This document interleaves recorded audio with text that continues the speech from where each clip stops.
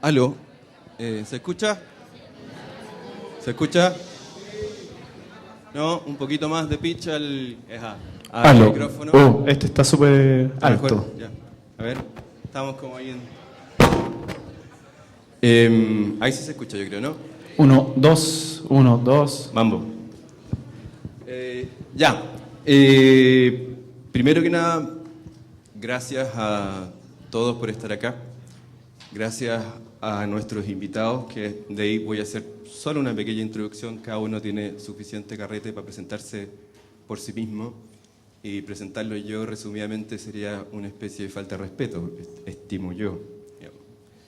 Quizás lo primero de contar, que puede ser interesante para todos ustedes, cómo surge realizar un encuentro en una universidad sobre el tema del tatuaje, ¿ya? Y básicamente esto surge como surgen estas cosas del tatuaje, en la relación entre el tatuador, en este caso yo, el tatuado, y la necesidad de darle un nivel de reflexión a un arte, que es nuestra primera declaración, a un arte de amplia data, más allá de los estragos o desestragos que hace la masificación y el consumo del tatuaje. Es algo que tiene un linaje muy antiguo y que en términos disciplinarios, desde mi perspectiva, merece un tipo de historia del arte con el apelativo tatuaje. Vamos, eso es lo que creo yo personalmente y lo que yo estaría dispuesto a hacer, digamos. ¿Ya? Entonces, aquí digo quiénes están con nosotros. Don Javier Osorio. Javier Muñoz. Muñoz Osorio. ¿Qué tengo que hacer? ¿Te presento? No, yo te presento después, tú te perfecto. presentáis. Él es periodista, es exalumno de esta universidad, de esta escuela. Tiene un trabajo, un libro que quiere publicar sobre la historia del tatuaje en Chile. Estamos aquí con Lidia López, tatuadora española. Es una cosa interesante que ya voy a decir, que es hermana, no es hermana, se hermana como artista respecto de Freddy Ampuero, ambos de un estudio importante dentro de Santiago que es Sakura Tattoo, y que está preocupado de este tipo de reflexión más profunda respecto al tatuaje y también de la forma de hacer tatuaje y de entenderlo. ¿En qué sentido es interesante lo de Lidia y de Freddy? Que ambos han trabajado en distintas partes del mundo y eso se asemeja mucho y generalmente todos están girando un poco. Lidia sobre un poco más en distintos países en general.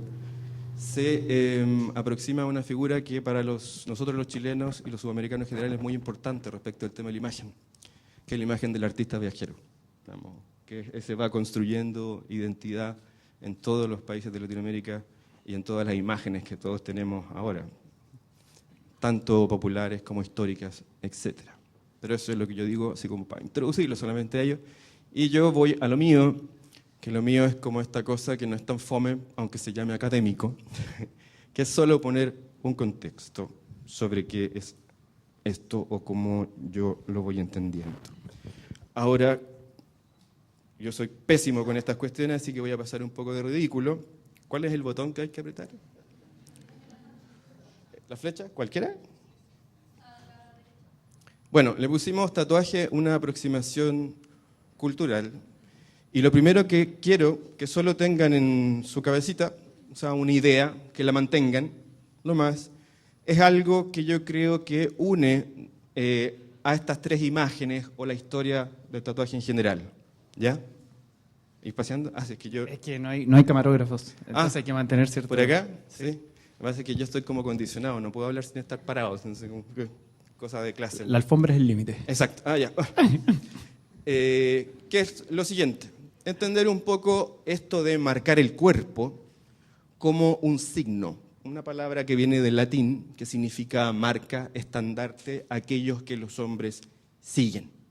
O sea, ponerte una marca en el cuerpo significa hacerte parte de un algo que te identifica. Esa identificación históricamente ha tenido distintos niveles, ¿ya? Después vamos a hablar un poco de eso. Y designar, que es marcar, representar, indicar, señalar. O sea, me hago parte como socio, entre comillas, de un conjunto de imágenes que implican un determinado símbolo o representación. No queremos hacer una semiología aquí respecto a esto, sino manejar el concepto operativamente.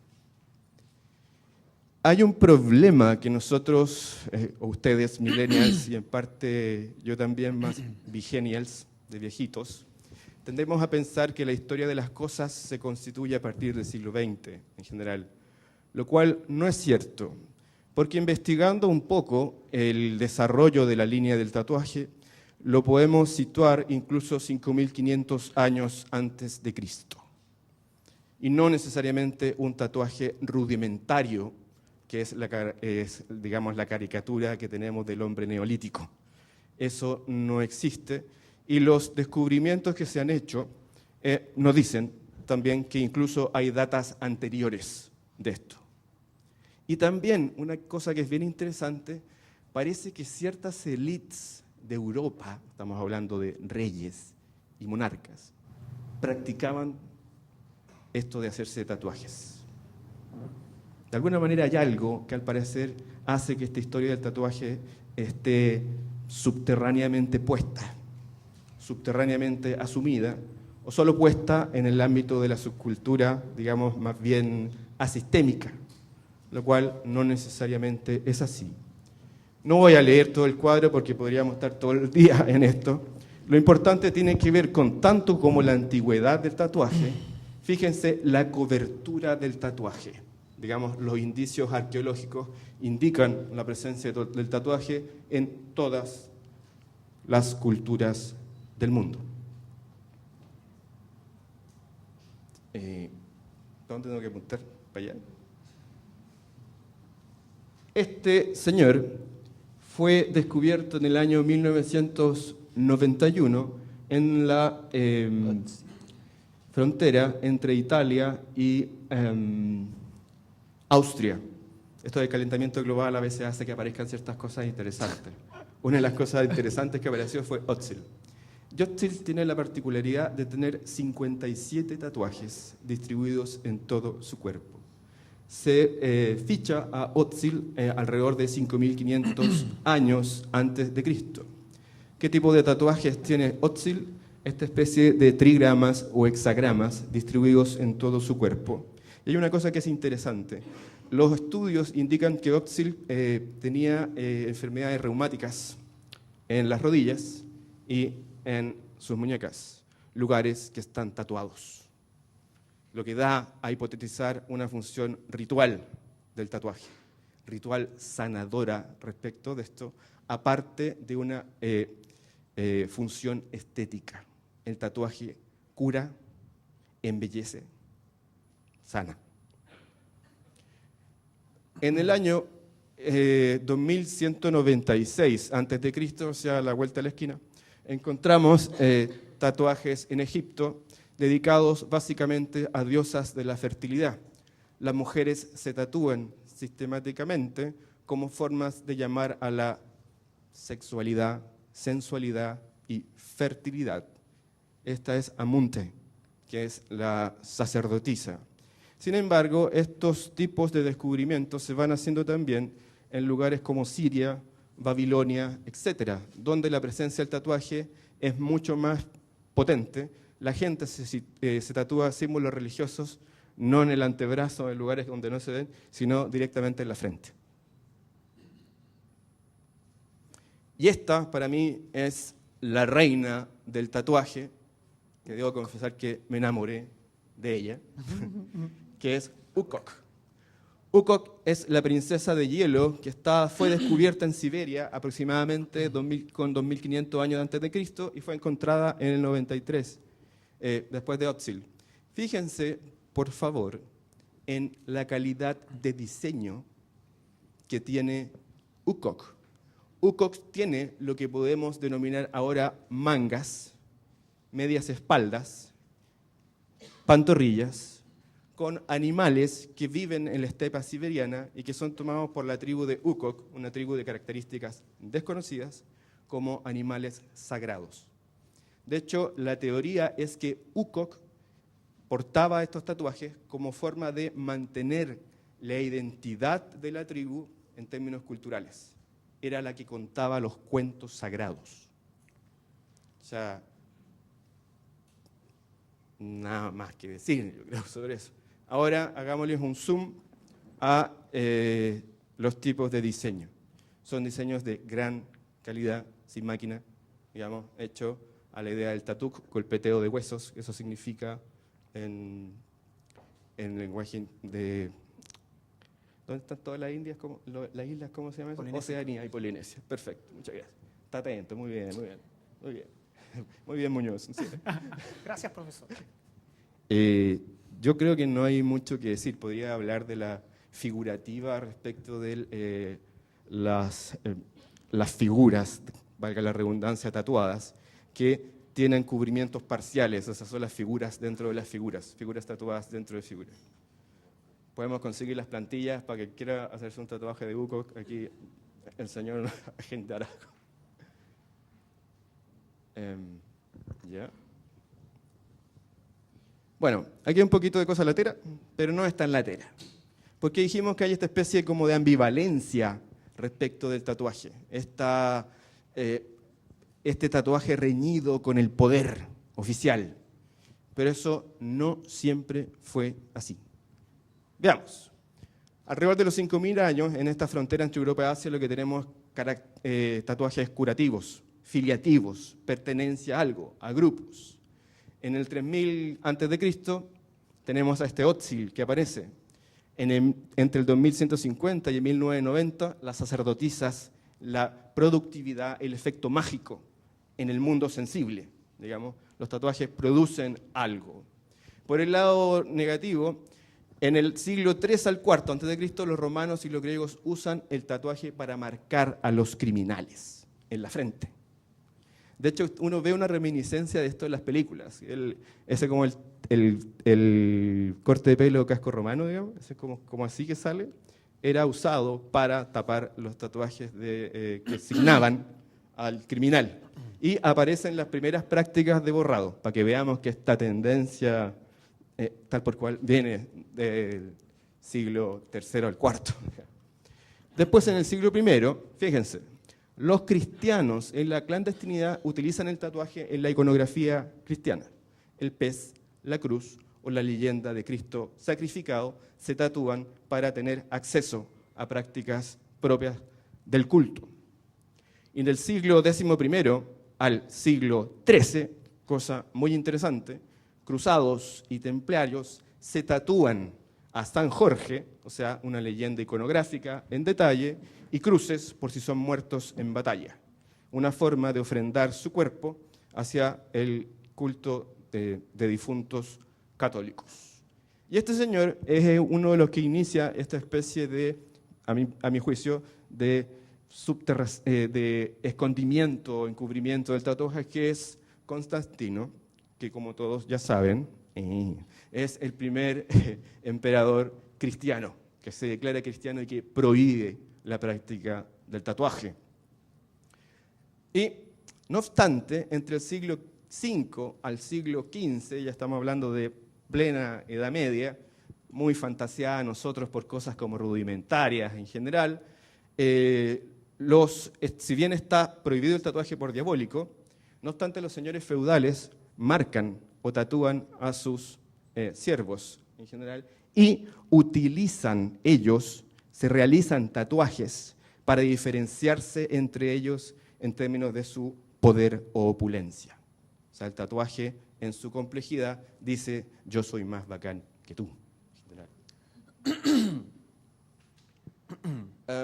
Bueno, después tenemos una... No me voy a detener en esto para no ser la lata, solo decir que básicamente en los viajes del Capitán Cook, que es un marino inglés archiconocido, el tatuaje va desde la Polinesia hacia Inglaterra principalmente. Se constituyen los primeros centros de tatuaje que se llaman tattoo parlors, donde se tatúa gente, y se occidentaliza la palabra tatuaje, que es tatú, a partir de que significa dos huesos que se pegan. Tau, tau. Exactamente. Es que mi polinesio anda medio extraño. Y esto es lo que yo encuentro muy interesante, lo que pasa entre los años 1853 y 1860. La emperatriz Eugenia de Montijo, ¿ya?, esposa de Napoleón III, utiliza el tatuaje como elemento decorativo en la corte, para ella y sus cortesanas. Se tatúan lágrimas o mariposas en las zonas cercanas al pecho para seducir a sus galanes de la época. Esto se radicaliza un poco más cuando hablamos de una emperatriz no cualquiera, Isabel de Austria, denominada la emperatriz Sisi, que ella ya no se hace lagrimitas, digamos, se hace los escudos heráldicos de la corona austriaca. La pregunta es, y es interesante pregunta por la cara que usted me pone, ¿por qué no tenemos imágenes de estos tatuajes? Porque en el medievo el patrimonio de la imagen es de la Iglesia Católica. No hay producción de imagen con aquello que parezca diabólico. Y la Iglesia Católica en estos tipos de tiempos no pierde poder tampoco. Y en la pintura se pintan sin la presencia de este arminículo diabólico. Y un dato interesante, el archiduque Fernando de Sarajevo, el que inicia con su muerte la Primera Guerra Mundial, posee un tatuaje en su antebrazo izquierdo de una serpiente que lo liga a una especie de logia de la cual él participa como miembro muy cautivo. Bueno, esto es lo que ya habíamos dicho. Y no hablé de tatuaje japonés ni de nada porque hay gente mucho más experta que yo, de tatuaje tradicional americano, pero esto está mucho más presente de lo que se nos ha dicho. Tiene muchas más funciones simbólicas de las que nosotros creemos. Esto es un linaje, una tradición, una cultura. El contexto del consumo, o sea, la proliferación del tatuaje como elemento de consumo, básicamente, al parecer separa dos realidades. Una realidad propia del símbolo, el signo, sus significados, con la imagen, haciendo que mucha gente se tatúe imágenes que no tienen mayor significado que decir, me hice un tatuaje. O lo que también implica la forma de enseñar a tatuar, como un acto filiativo, con una tradición, versus a alguien, escuela de tatuajes, en 2 sesiones ya usted hace una espalda completa, fin. Y el resto que no hemos dicho es la construcción de la relación con el tatuador y lo que hace el tatuador de introducirte en este mundo de la imagen. Hay un antes y un después respecto de la imagen tatuada al momento de tatuarse. Y esa sería la lata que yo tenía que dar ahora. Eso. Gracias.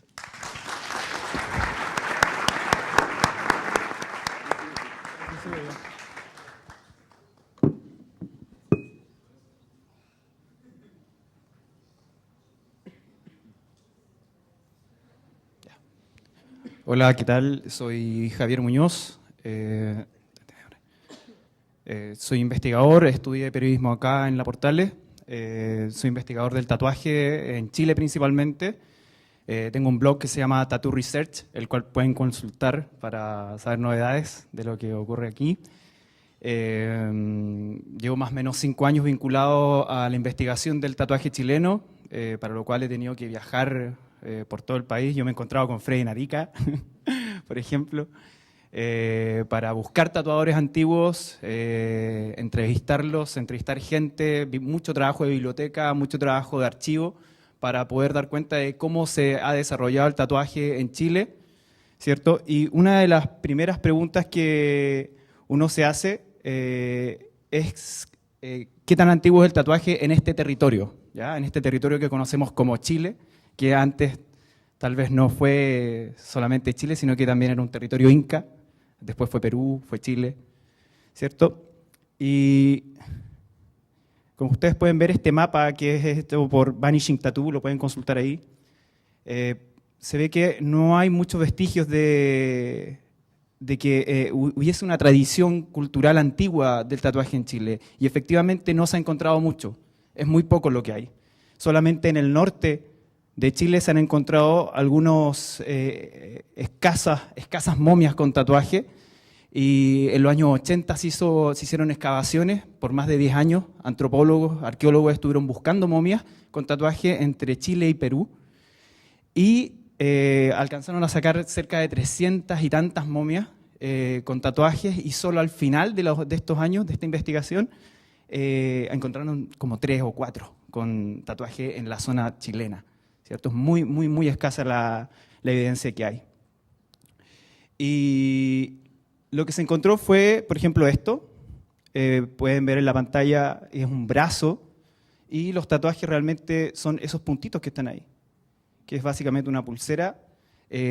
Los que se hacían tatuajes acá eran personas de las zonas costeras, así que los tatuajes estaban hechos con espinas de pescado o conchas marinas. Esos eran los elementos que se utilizaban para el tatuaje acá. Nos podríamos preguntar también si es que Chile, al tener anexada la isla de Pascua, ¿por qué no hay una influencia maorí? ¿Por qué hay una influencia Rapa Nui en nuestro país? Hacia 1800, hacia 1900, ¿por qué la gente no ocupaba tatuajes con estilo polinésico en Chile? Y una de las respuestas es que cuando Chile se anexa es como una cosa de fechas. Chile se apropia de la isla de Pascua en 1888, pero la cultura pascuense había sido diezmada hacia 1860 por la trata de esclavos hacia el Perú. Hubo algunas expediciones de marinas hacia Isla de Pascua hecha por barcos chilenos. Muchos barcos pasaron por Isla de Pascua y hicieron registro, pero hay una historia del barco que se llama Lavaquedano, donde hay un marino que hace una descripción de los tatuajes que tenían algunas mujeres de ahí. Y pueden encontrar información en un libro que se llama Tacona Tatú, que es lo más completo que hay sobre Isla de Pascua y el tatuaje allá. Entonces tampoco hay una influencia, no hay una influencia de la isla en nosotros. Donde sí hay una influencia que podríamos hablar es por Perú.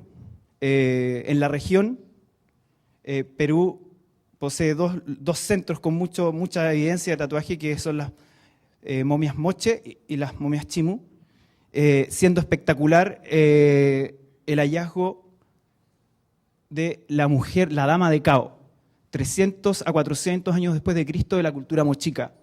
¿Ya? Es lo que hablaba sobre dibujos que tienen que ver con la fertilidad.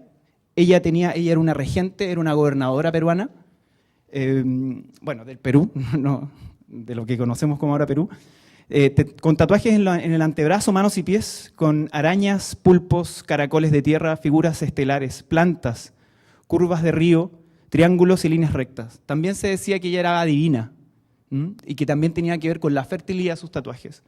Es lo más impresionante que yo creo que se ha encontrado cerca de Chile. Y también, la evidencia en Perú es muy abundante de que se practicaba el tatuaje en la zona.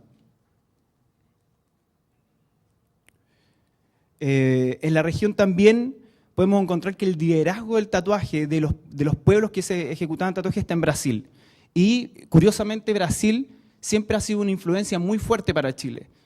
Frei lo puede decir, en los años 90 muchos partieron a buscar instrucción o aprendizaje y el destino era Brasil. Antes de que, a mediados de los 80, muchas personas que salieron de viaje, ahí lo vamos a ver más adelante, hippies, pasan por Brasil y también traen el tatuaje para acá, traen conocimiento. Entonces, si es que no hay una influencia, no tenemos una influencia en nuestros antepasados, los que estaban en este territorio, el tatuaje en Chile, ¿por dónde entra? Entra, al igual que en otros pueblos occidentales, como pasó en Occidente, a través de James Cook y otros navegantes que van a la Polinesia y recogen información. Ahora, siempre se habla de James Cook y se le relaciona con el tatuaje, pero en verdad James Cook era un gran navegante y era una persona que tenía gran manejo de la cartografía, era una persona que hacía mapas, ¿cierto? Y a él lo contrata la Royal Society para ir a ver el tránsito de Venus por el Sol en 1796. Y en este viaje que él se pega, en busca también de Terra Australis, él va descubriendo cosas y sus compañeros de viaje van haciendo descripciones de los tatuajes que se encuentran.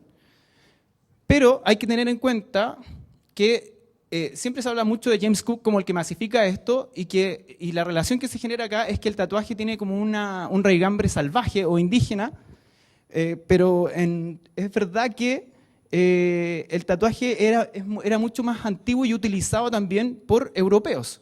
O sea, no pertenece solamente a los incivilizados, ¿cierto? Entonces aquí Charles Pierre Claret dice, debemos estar equivocados, esto es antes del viaje de Cook, debemos estar equivocados al suponer que el tatuaje es peculiar a naciones medio salvajes. Lo hemos practicado por europeos civilizados desde tiempos inmemoriales. Los marineros del Mediterráneo, los catalanes, los franceses, los italianos y los malteses han conocido esta costumbre y los medios de dibujar en su piel figuras indelebles de crucifijos, madonas, o de escribir sobre él su propio nombre y el de su amante. Entonces podemos dar cuenta de que el tatuaje es mucho más amplio, no pertenece solamente a las islas polinésicas, a tribus africanas o a sectores sudamericanos.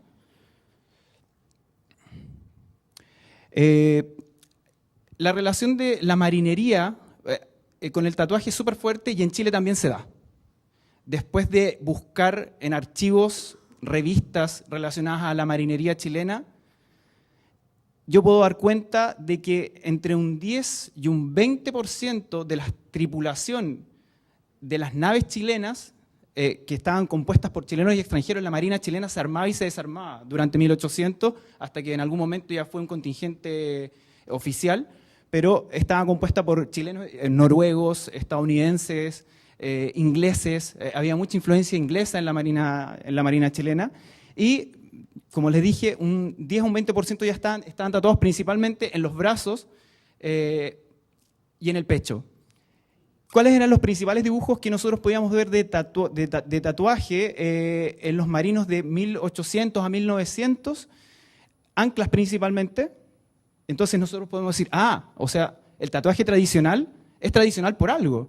Es tradicional porque lo ocupaban los marineros. O sea, ahora tal vez uno se hace un ancla porque le gusta, pero la relación entre un ancla y un marinero es súper fuerte, ¿cierto? Es el cable a tierra, es el que lo deja estacionado. Buques, iniciales, corazones, pulseras, banderas de los países. Muchos se tatuaban la bandera de su país. El nombre de la persona o el nombre de los padres también era un tatuaje común. Los escudos, estrellas y sirenas. Ya.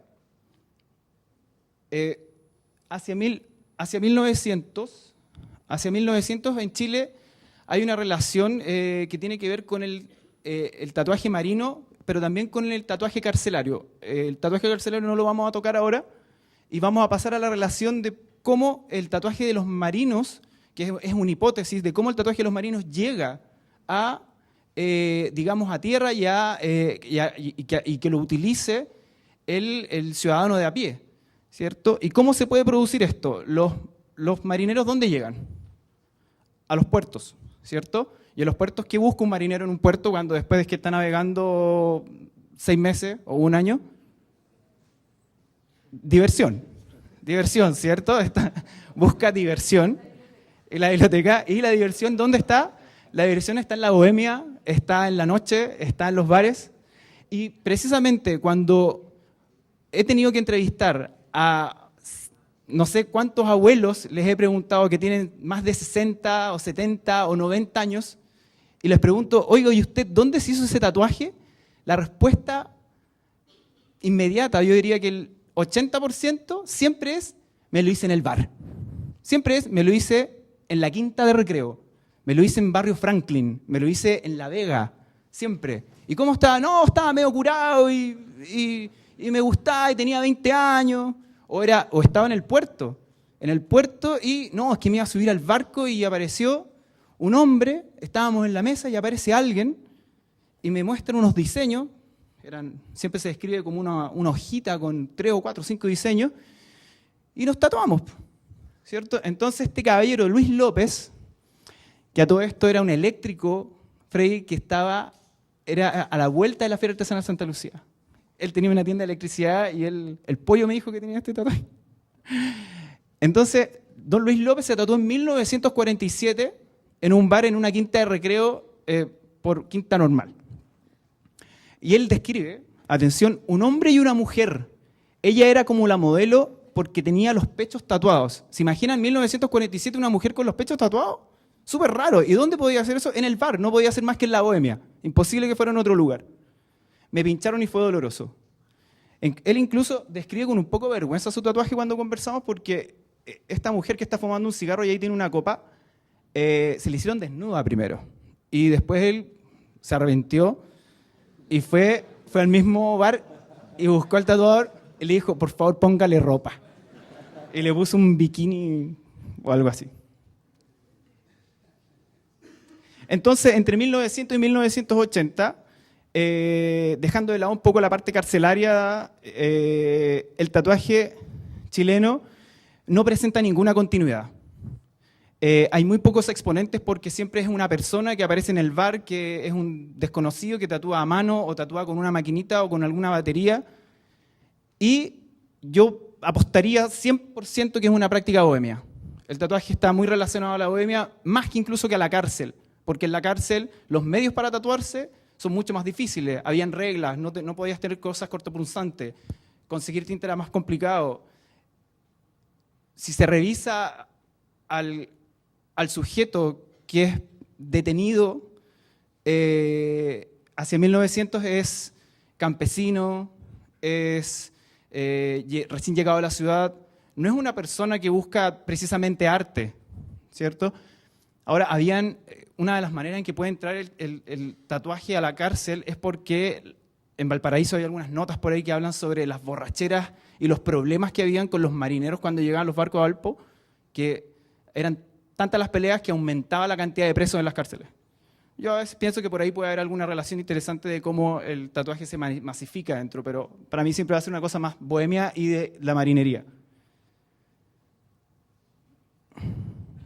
Entonces nosotros entramos hacia finales de 1900 a 1990, 1980, 1990, entramos en un proceso donde el tatuaje en Chile se empieza a constituir como tal y los primeros pasos son una búsqueda bastante auténtica porque es una búsqueda donde no hay nada, no hay nada para tatuar y las personas se inventan sus propios equipos. Esta máquina es una máquina de aluminio una máquina rotativa, hecha por un tatuador que se llama Claudio Corbalán, que le dicen Tontín.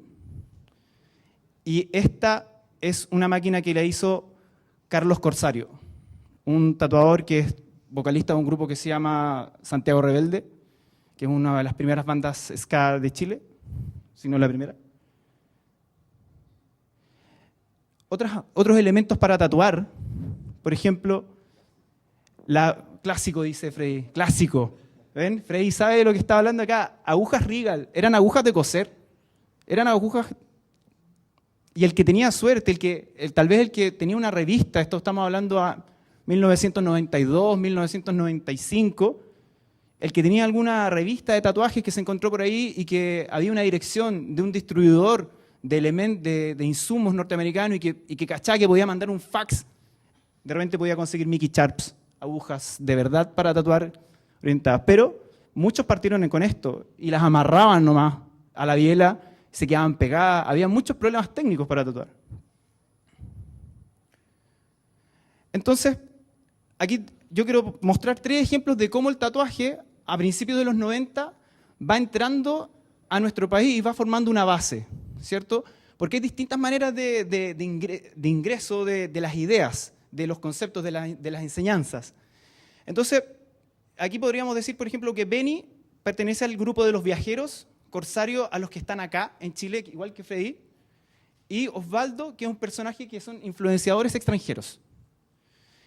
Benny es un tatuador muy antiguo de Chile que pertenecía a un grupo como de los hippies que tatuaban personas que buscaban la aventura y que de muy joven salieron a recorrer el mundo.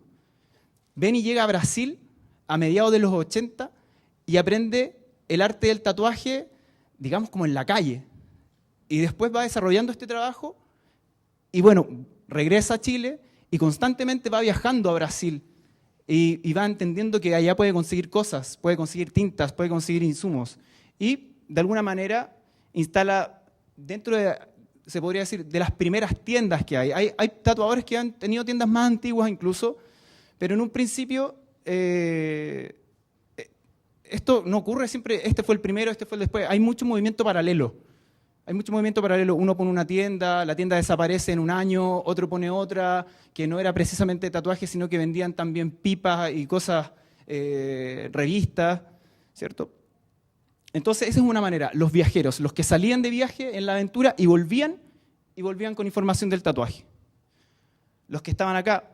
En Chile hubo un movimiento muy underground, movimientos punk, ska, y esos fueron, yo diría que los principales empujadores de esto, ¿cierto? A pesar de que también habían, porque tuvo un poquito, ¿no?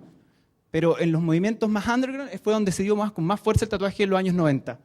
Entonces, por ejemplo, aquí uno de ellos puede ser Corsario, que en un momento fue muy, muy, muy famoso en el tatuaje chileno, y él pertenecía al movimiento punk, pertenece todavía, es una persona que no ha cambiado su identidad, absolutamente sigue siendo la misma persona, influyendo en las mismas áreas.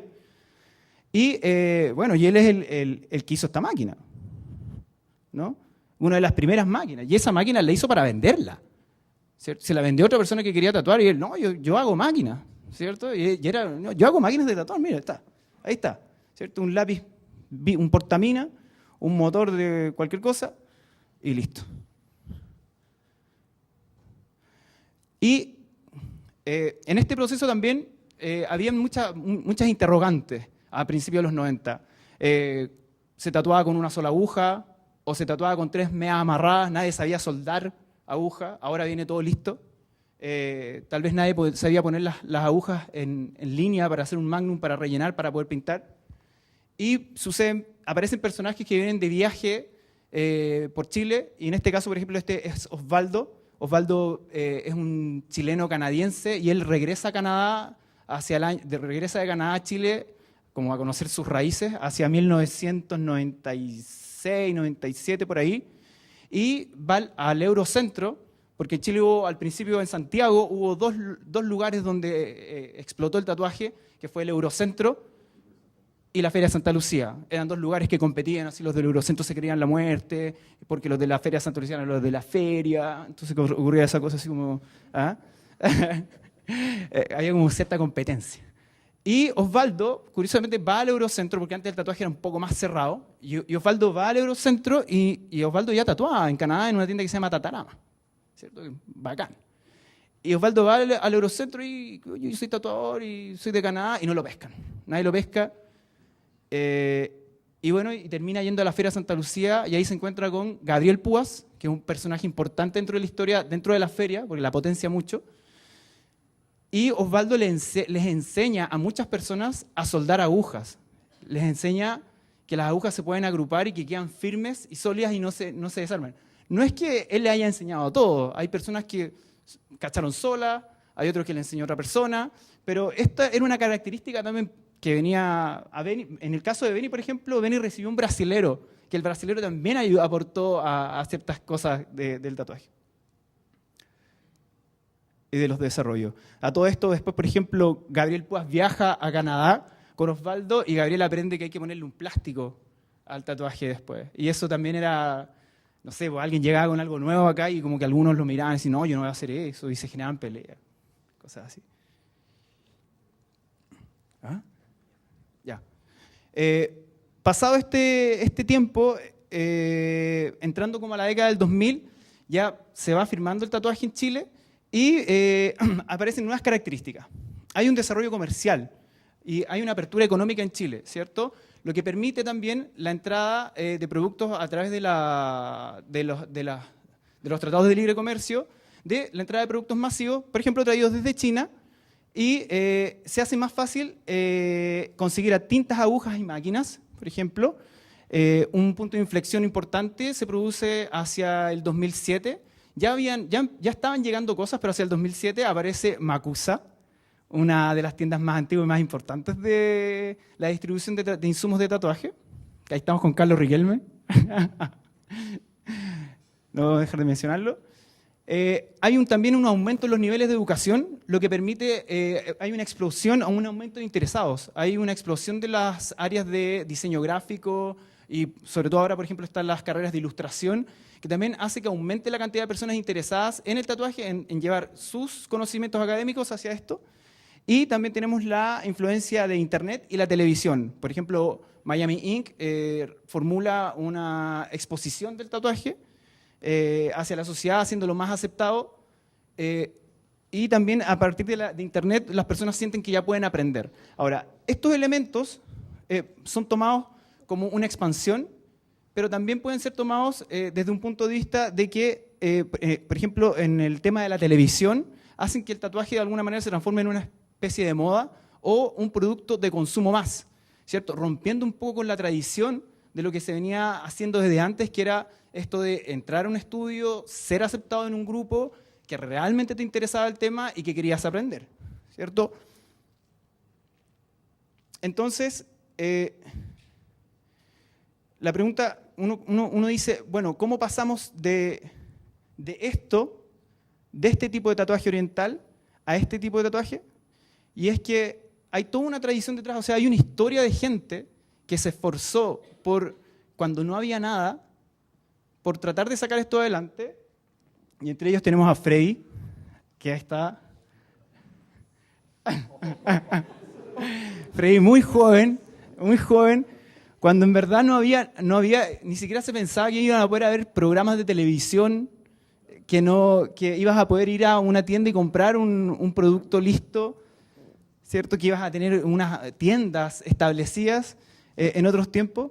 Y otro artista que también se orientó hacia el tatuaje oriental, que es Nichinja Das, que también han trabajado, tanto Freddy como Nichinja, en hacer del oriental su profesión y su trabajo. O sea, gracias a ese empeño, nosotros, por ejemplo, ahora tenemos una exposición como un Chitae y a una persona que puede hablar de esto con certeza.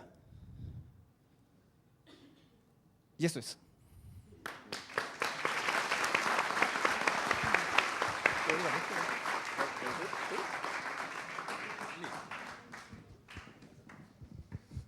Hola.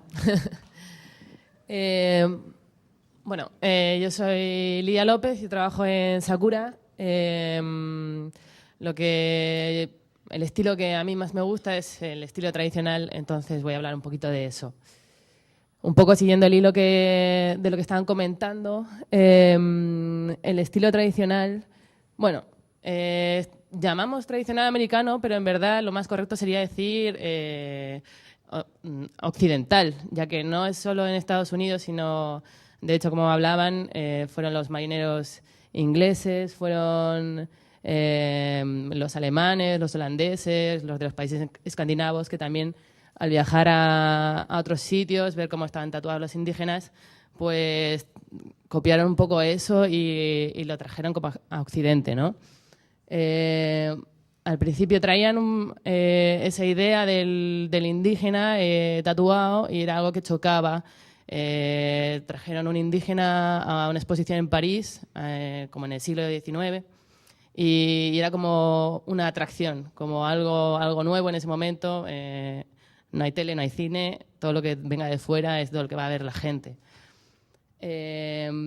De ahí, en Estados Unidos, empiezan a partir los circos y los circos ambulantes.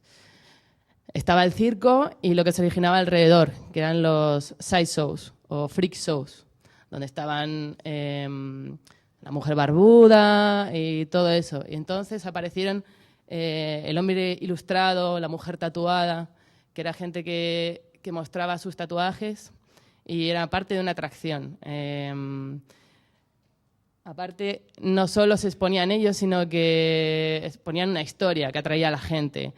Normalmente, bueno, mitad verdad, mitad mentira. Ellos se inventaban como que les habían, no sé, raptado a los indios americanos y se habían tatuado durante un año y tenían un tatuaje por cada día del año. Entonces la gente empezaba a ver eso y cuando los circos comenzaron a circular por todo Estados Unidos, ahí se empezó a crear una red de tatuadores, que era gente que iba con el circo, que ellos mismos se exponían o tatuaban a su mujer y la exponían, y de ahí se fue extendiendo el tatuaje dentro de Estados Unidos. El circo por un lado y por otro lado los marineros, igual que había explicado él acá. Eso es lo que pasó en Europa y pasó en Estados Unidos. Los marineros que viajaban se tatuaban en los puertos, se tatuaban en los barcos y se tatuaban, bueno, un poco lo que estamos viendo de imágenes de anclas, de chicas y todo eso. Y eso tenía un código, tenía bueno, lo que hablamos del simbolismo y todo eso. No se hacían solo cosas porque sí, porque les gustaban. Se hacían cosas por superstición. Los marineros eran muy supersticiosos. Por ejemplo, ahora que se está retomando toda la imagen del tatuaje tradicional, así como vintage, también hay que saber por qué se hacían eso, ¿no? Por ejemplo, se tatuaban golondrinas, no solo porque eran bonitas, sino porque si llevaban, no sé, un año navegando, lo primero que veían no era tierra, eran los pájaros. Eso les indicaba que estaban cerca del puerto y que habían llegado bien después de la travesía. Se tatuaban, por ejemplo, la primera vez que pasaban el Ecuador, tenían como un tatuaje que se hacían. Entonces, igual ellos tenían su código y si veían a una persona que llevaba ese tatuaje, ya sabían cuánto había navegado. O, por ejemplo, cuando pasaban el Cabo de Hornos, que era una travesía complicada, pues se hacían, no sé, una estrella en la oreja. Cuando lo pasaban 5 veces, se lo hacían en la otra. Entonces, todo eso tenía como, lo que dicen, un estatus que les daba dentro de los marineros. Aparte de por superstición, también se tatuaban, ya cuando empezaron la Primera y la Segunda Guerra Mundial, hubo un boom de tatuaje. Ellos se tatuaban, por ejemplo, los símbolos de su batallón, por si caían en combate, les era más fácil reconocerles y así podían avisar a sus familias.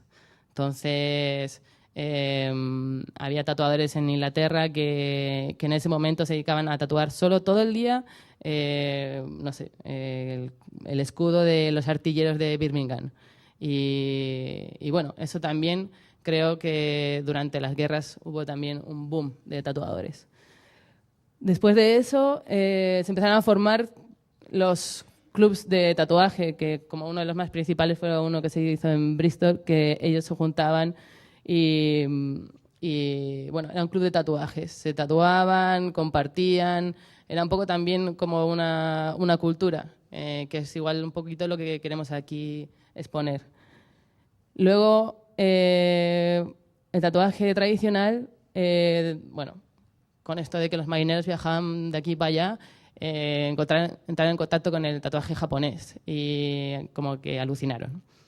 Entonces ellos intentaron traer toda esa iconografía y adaptarla a lo que ellos estaban haciendo. Ahí entraron los dragones, las geishas, bueno, ahí sale un dragoncillo por ahí. Entonces hubo ahí una mezcla entre lo que ellos hacían y lo que vieron en los tatuadores japoneses. Y ahí fue evolucionando el tatuaje tradicional. Igual, por ejemplo, había un tatuador, el otro día estaba leyendo así un poquito para contarles a ustedes, un Lightarter, cuando se encontró con los tatuadores japoneses, ellos le decían, vosotros os tatuáis recuerdos y nosotros nos tatuamos como una historia, porque los tatuajes americanos igual eran como un poco, no sé, por la madre que había fallecido o por un viaje que habían hecho o un sitio donde habían estado. Y los tatuajes japoneses, como va a explicar igual Freddy, igual llevan otra iconografía de alguna historia o de una cosa de la mitología japonesa. Entonces, igual ahí como que hubo una mezcla, que igual fue enriqueciendo el tatuaje tradicional. Y ahí, bueno, ahí fue evolucionando ya años 60, 50, 60, ya llegó Sailor Jerry, que está, pues, ya mezclando más con las cosas japonesas. De ahí en los 70 llegó Ed Hardy, que cogió todo lo que había antes, más lo japonés, y lo llevó a otro nivel, distorsionándolo un poquito más. Entonces, todo lo que igual ahora está y todo lo que hay ahora en la escena de tatuaje, que parece que alguien lo ha inventado ahora, no lo ha inventado nadie, está todo inventado ya. todo ya tiene una historia atrás que es importante conocer, que es por eso que se hacen estas cosas. Y, y ver que lo que ahora un tatuador está haciendo viene por otro tatuador, que viene por otro tatuador, que viene hasta el siglo XIX, incluso mucho más atrás. Y bueno, ahora Freire va a explicar un poquito más.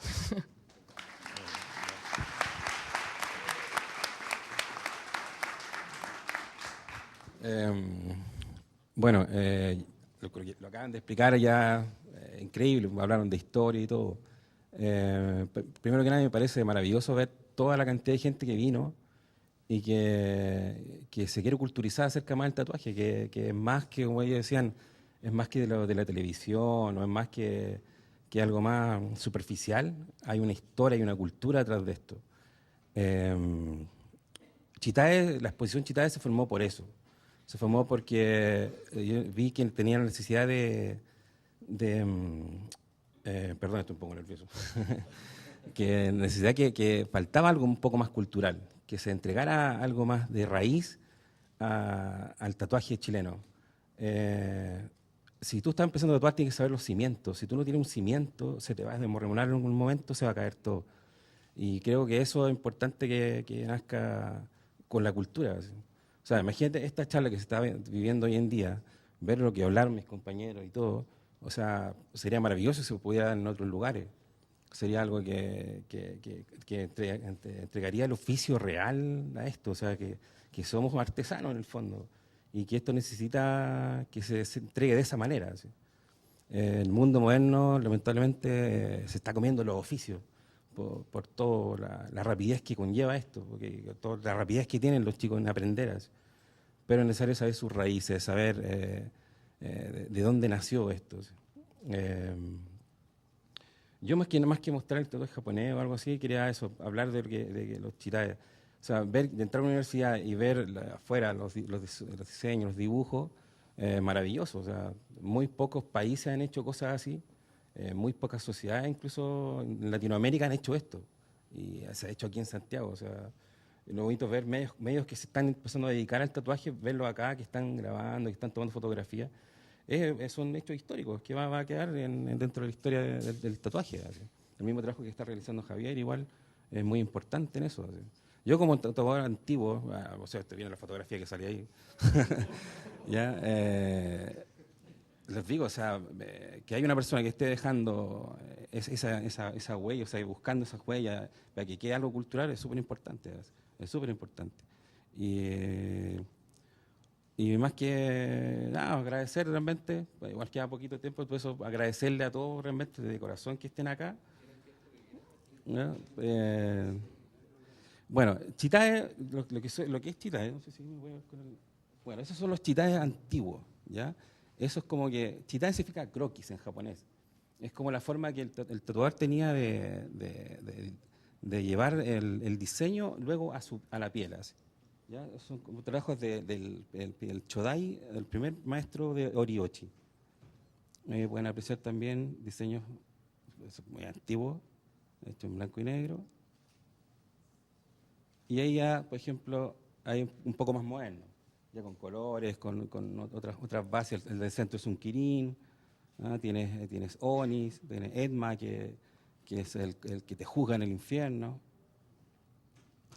Este es el primer maestro que se llama, que es el Chodai, el primer Oriochi primero, y él está realizando trabajo que se llama Tebori, que el Tebori es muy parecido a lo que es el tatuaje polinésico, solamente que está introducido a mano igual que el otro, solamente que es una varilla que es a presión, no es como el tatao que es un golpe a otra varilla. ¿No? Bueno, ahí pueden ver ya trabajo realizado de body, cuerpos completos, que previamente fueron dibujados en Chitae y fueron llevados a esa forma. Ahí tienen trabajos más modernos. Hoy en día, por ejemplo, el Chitae se ocupa, muchos tatuadores como Oriochi ya lo hacen freehand, o sea, directamente te dibujan el diseño en la piel, sin tanta preparación previa como los Chitaes más antiguos. Así.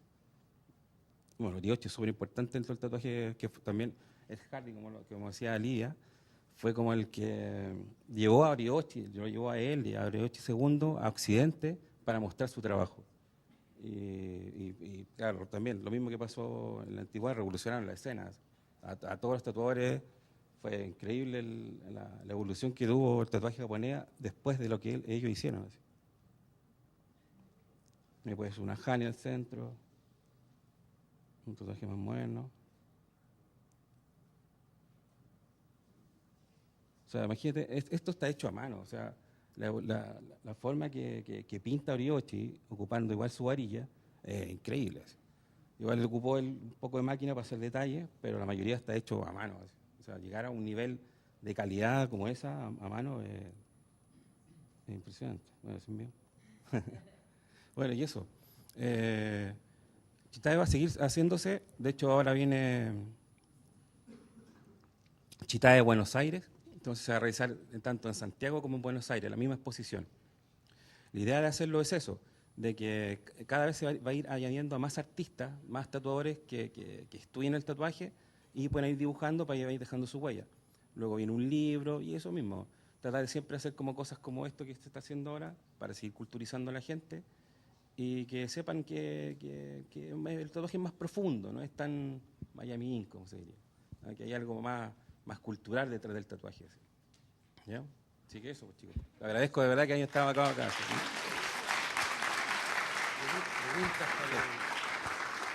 ¿Sí? Ya. Bueno, todas muy buenas exposiciones. Freddy estaba un poco nervioso, lo caché, pero yo creo que a punta de preguntas lo pueden destapar. Entonces, preguntas. ¿Quién quiere hacer preguntas? Pasamos el micrófono. Es un tema que yo creo que es un mundo en sí mismo, no es amplio, sino que es un mundo profundo. Así que cualquier pregunta es muy, muy, muy bienvenida. Paso el micrófono para que se escuche para todo el mundo. ¿Preguntas? ¿Quién dijo yo? Eso. Hola, yo quería preguntar que con respecto a la historia del tatuaje durante el tiempo y el proceso evolutivo de las técnicas del tatuaje, la higiene hoy en día es algo fundamental y es por lo que muchos locales de tatuaje se van diferenciando y van cobrando más valores con respecto a lo que es la pieza en sí. Y quería saber qué opinan ustedes sobre el estilo y el tipo de tatuajes que se aplican hoy en día. Ponte tú, hay gente que se tatúa en la playa, en la montaña, y en eso no creo que puedan contar con tanta higiene como lo que, considerando yo, corresponde. ¿Ustedes qué opinan al respecto? Gracias.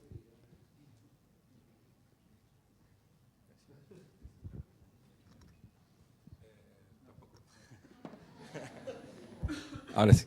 Bueno, la higiene es lógicamente algo súper importante que tienes que ver tú al momento de entrar a un estudio. Lógicamente, bueno, hay gente que tatúa en las montañas, pero también tiene una higiene, ¿te fijas? Eso hoy en día es mucho más fácil que cuando siempre, lo que hablábamos, esas agujas de coser que uno tenía de la antigüedad, teníamos que esterilizarla con un líquido toda la noche, y un proceso. Hoy en día ya tú puedes comprar todo el material esterilizado. Y eso perfectamente puedes tener un localcito en una montaña, pero se hacer con tu norma higiénica. Eso lógicamente es muy importante. En todo local tiene que haber una higiene. Va de la mano del tatuaje. La seguridad que te entregan es también la seguridad que tú te vas a llevar, pues te vas a llevar un bonito tatuaje, no un hongo ahí metido en el tatuaje. Entonces es importante la higiene. Y que hoy en día es más fácil que encuentres también locales establecidos.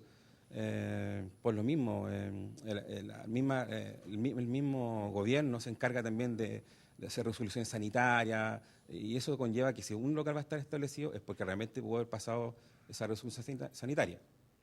Pero es importante la higiene dentro del tatuaje. ¿Otra?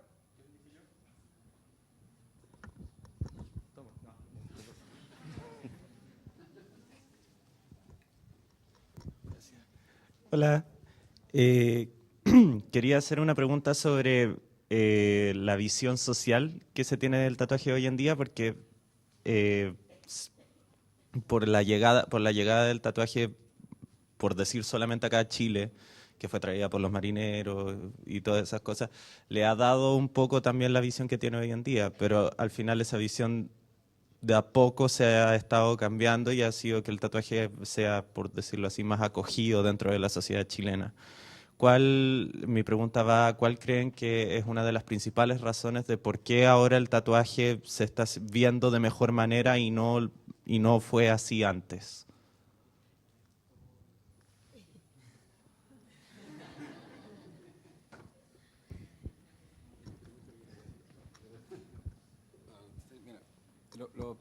Lo principal es porque ustedes se están tatuando. O sea, está todo cambiando porque esta generación está entrando en el tatuaje. Tú estás estudiando una carrera, tú vas a salir de acá y tú vas a ser algún día, quizás vas a ser el jefe de alguna empresa o lo que sea. Tú, perfectamente, si tú estás tatuado, a ti no te va a importar que ese empleado que venga hacia ti va a tener un tatuaje, porque va a seguir siendo la misma persona, ¿te fijas? Eso ha cambiado muchísimo la forma de perspectiva. A todos nos pasa que nuestros abuelos, nuestras manos, pero ¿cómo te vas a tatuar? ¿Por qué te vas a hacer esto? No te van a dar trabajo en ninguna parte. En otras sociedades perfectamente tú puedes trabajar de policía. Tú vas a Londres o Estados Unidos y los policías tienen las 2 mangas tatuadas completas. ¿Sí? Entonces ya no va con la discriminación social en el sentido de que si tú tienes un tatuaje de un delincuente o estás fuera de eso. Eso ha hecho que ha cambiado mucho la forma de ver el tatuaje y cada vez va a ir avanzando y el recambio generacional cada vez va a ser más aceptado. ¿Sí? Lógicamente, ¿por qué? Porque nosotros vamos a tener una cultura suficiente, parte cuesta, que un tatuaje fue hecho en la cárcel o un tatuaje que tú pagaste dinero en un estudio para poder hacerlo. Pues tú lo vas a tener porque ya está dentro de tu conciencia social, de tu forma de ver el tatuaje. Quería agregar algo que también tiene que ver con el contexto histórico y con lo que ocurre alrededor. Por ejemplo, a mediados de 1900, el tatuaje se hacía principalmente en el mundo de la bohemia, en los bares, y en Chile precisamente había un concepto sobre los peligros que acarreaba el alcohol. Si uno lee revistas de 1940, 1960, el tema del alcohol es súper fuerte. Es como un vicio social, una lacra, un gran problema. Un gran problema. Entonces, también todo lo que está asociado al mundo del alcohol produce que acarrea otras cosas. O sea, si es que el tatuaje se hacía ahí, por supuesto que las personas tatuadas no iban a ser personas muy bien vistas, ¿cierto? Entonces hay una serie de cambios y contextos que van ocurriendo en nuestro país que van abriendo la mentalidad hacia esto. O sea, el acceso, por ejemplo, cuando uno ya ve que hay una tienda donde uno puede comprar máquinas extintas, causa una sensación diferente porque ya no es algo oculto, no es algo malo y es súper positivo que exista un comercio y una industria para esto.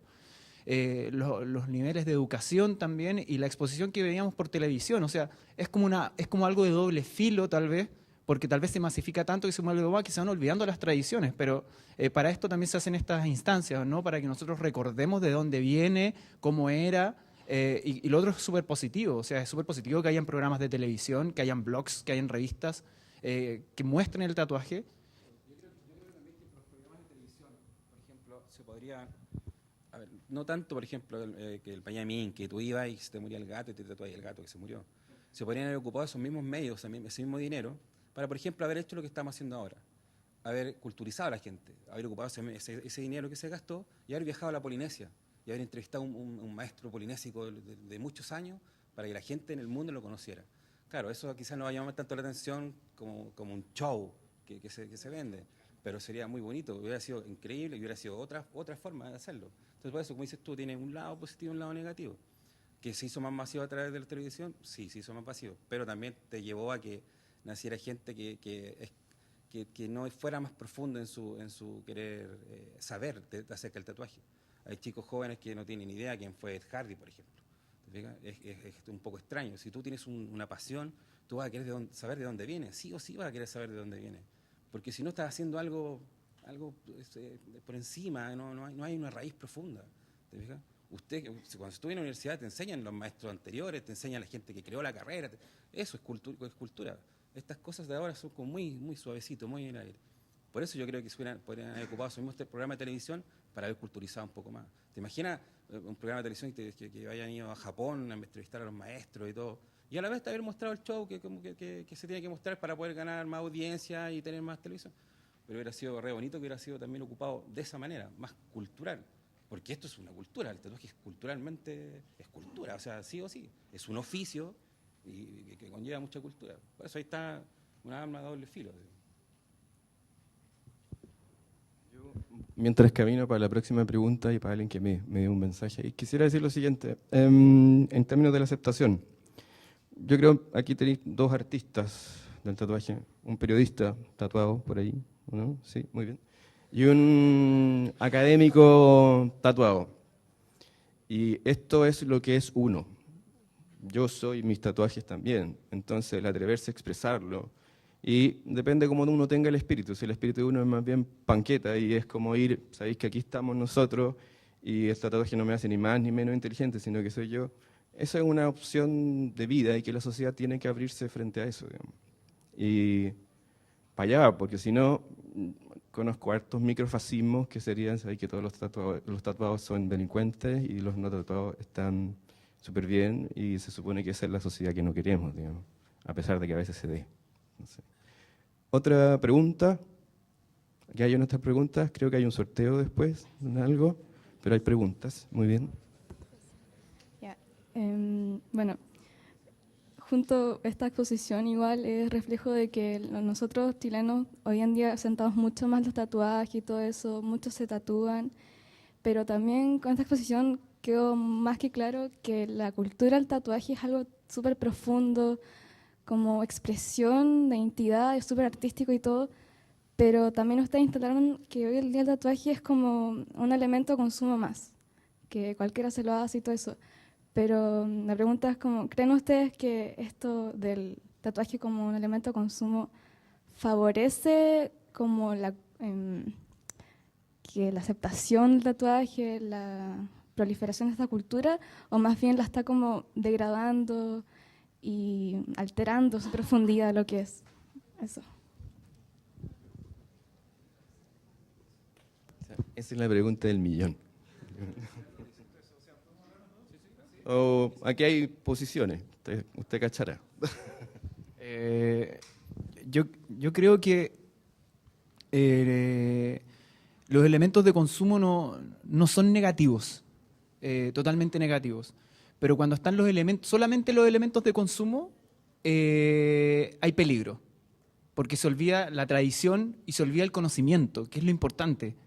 Voy a hacer un paralelo para que se entienda desde fuera del tatuaje, voy a hacer un paralelo con el montañismo, ¿ya? En el montañismo no es malo que existan marcas como North Face, como Lipi, que hacen carpas, que hacen botas, que hacen elementos para escalar, ¿cierto? No es malo que existan eso porque hacen cosas de calidad, pero es una forma de consumo. Entonces las personas que van a la montaña se compran la chaqueta, se compran las botas y van a la montaña, pero no tienen conocimientos de montaña. Exactamente. Y nosotros tenemos, por ejemplo, con eso, nosotros tenemos el año pasado a 2 chiquillos que fueron hasta la cumbre de provincia y se murieron, ¿cierto? Porque está la idea del consumo de ir a la montaña, de la cosa outdoor, pero no está el conocimiento detrás. O sea, Chile está súper atrasado en cuanto a conocimientos de montaña. Todos nosotros deberíamos saber perfectamente cómo era la cordillera, porque tenemos una cordillera acá al lado. Con el tatuaje, yo creo que pasa algo similar. O sea, no es malo que hayan elementos de consumo y que el consumo del tatuaje como un elemento incluso es bueno porque entrega trabajo a los tatuadores, pero no hay conocimiento detrás de por qué me estoy haciendo esto, no hay una base de conocimiento y ese puede ser el problema. Sí, lo que tú dijiste es eso, realmente, que tiene que haber un equilibrio entre ambas cosas, porque si no va a ser algo muy, muy por encima, ¿te fijas? Lo que dice, el ejemplo está más que claro, o sea, sí o sí tenéis que saber quién se inició, o sea, de dónde viene. Porque si no, no estás haciendo algo sin saberlo, sin ir más a fondo claro, tú explica eso. Bueno, lo que decía yo también es que igual dejarte asesorar, porque hoy en día, Internet, todo el mundo llega a la tienda seguramente con una idea de algo que ha visto en Internet. Para nosotros sería muy fácil pescar eso que tú has visto, copiarlo y hacértelo. Lo que realmente vamos a hacer es hacer un diseño para ti, porque te vamos a asesorar para que no te hagas lo mismo que se ha hecho miles de personas, porque lo mismo que has encontrado tú lo han encontrado millones de personas más. Entonces, eso es lo que hay que tratar de potenciar. Un consumo, pero un consumo de calidad, de no lo que está de moda. O sea, te puedes hacer lo que está de moda si te gusta, pero déjate asesorar, porque igual un montañero experto te va a decir, no, este es el mejor camino. Entonces, esto es lo mismo. Te vamos a explicar por qué una idea se puede cambiar y se puede hacer mejor, mejor estéticamente y mejor para que perdure más. Que eso es a veces lo que es difícil de hacer entender a la gente cuando llega al estudio. Que a veces lo que está en Internet no se puede hacer, o se puede hacer, pero dentro de un mes no va a durar. Entonces, hay que dejarse asesorar, porque esto lleva años de estudio atrás, de entender por qué se hace así, o si algo no se hizo fue por algo, porque no funciona, porque no va a quedar con el tiempo, porque no solo la foto en el momento, la que subes a Instagram o donde sea. Se trata de que el tatuaje quede y que sea tatuaje, y que se vea y que sea de calidad. Más que todo lo demás, más que los shows, más que los realities, las fotos, los likes y todo eso. Entonces hay que no dejarse solo de llevar por las modas, sino también si vas a un estudio, al que sea gente que estudie, que se dedique a eso con pasión, con ganas de hacerlo bien y con ganas de hacerte un buen tatuaje. Esa es la idea.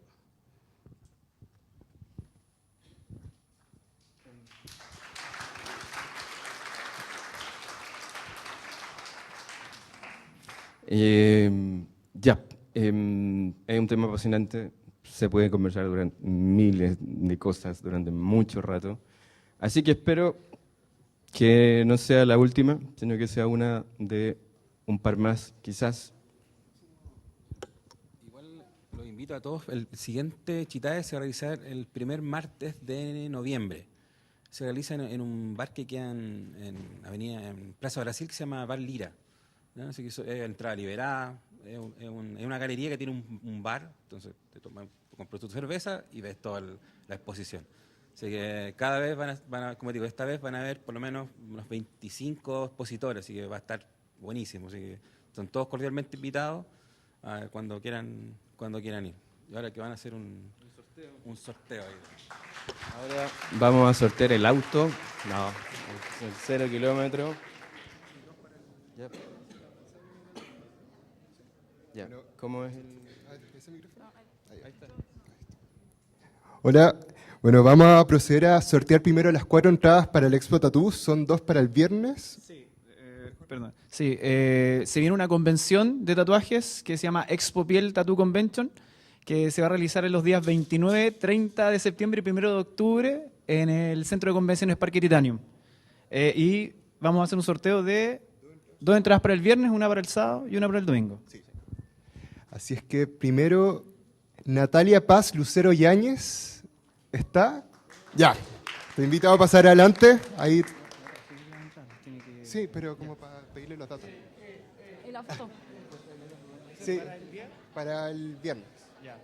Ahora la segunda para el viernes, Javier Cortés. La primera para el sábado, Isabel Cárdenas Moto. No sé si está. ¿Está? Sí, ahí viene. Y la del domingo, Yoyi Colima. ¿Está? No, no está. Al agua. Tío Miranda. Tampoco. Ah, sí está. Ya. Y ahora el tatuaje en el premio grande. Veamos si está. Tengo que apretar el Sí, aprieta. Ignacio Zamudio. ¿Está? ¿Está o no está? Se fue al agua. Vicente Garrido.